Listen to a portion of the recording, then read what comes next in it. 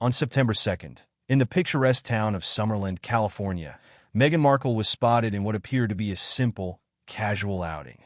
Yet, as onlookers watched her step into Godmothers, a new independent bookstore, the seemingly ordinary scene was anything but. The Duchess of Sussex, with her now iconic blend of Californian ease and royal grace, had her casual yet chic look fully on display. A light blue sweater, straw hat, Ray-Ban Aviators, and a gold Cartier, a necklace, all perfectly framing her presence. Yet, beyond her fashionable appearance, the subtleties of the day hinted at something more. Meghan's deepening connection to her local community, both as a resident and as a public figure, carefully cultivating a narrative of belonging. Godmothers, a quaint and cozy bookstore co-owned by literary agent Jennifer Rudolph Walsh and beauty mogul Victoria Jackson, is nestled not far from Meghan and Prince Harry's Montecito home.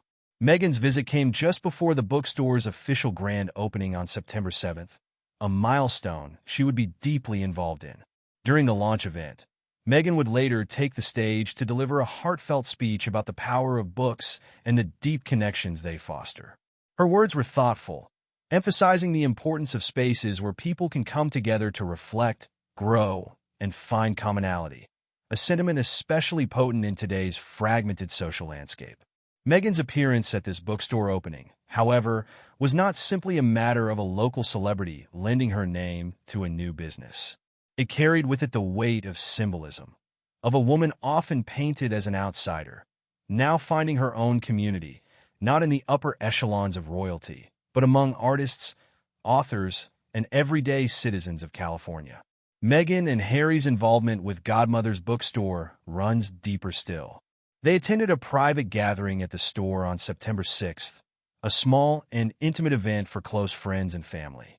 Among the carefully curated selection of books was Harry's own memoir Spare and Meghan's children's book The Bench, proudly displayed alongside works by other local authors. The placement of their books served as a subtle reminder of the couple's evolution from global royalty to creators of their own literary legacies.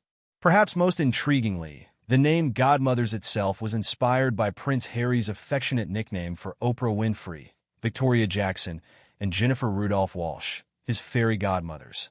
This endearing inside joke, born during the promotion of Spare, became the store's name, offering a tangible representation of the bonds of friendship and support that have surrounded Meghan and Harry in their post-royal lives. The bookstore, in this light, becomes more than a business. It is a beacon of those friendships, of shared dreams, and a support system far removed from the royal courts of the UK.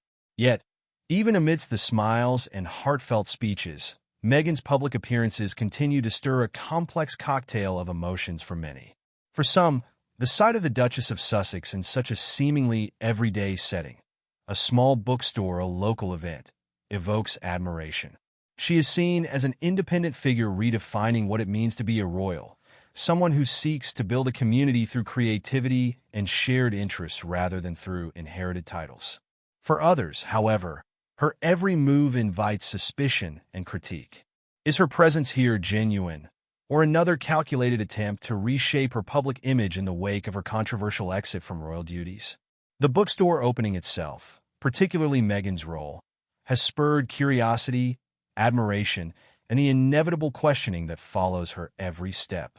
On September 7th, during her speech at the grand opening, Meghan expressed gratitude to the founders for creating a space where people could connect, not only to books, but to each other. Her words were as polished as they were heartfelt. Yet even then, the narrative was already forming around her motivations. How much of this was about the books?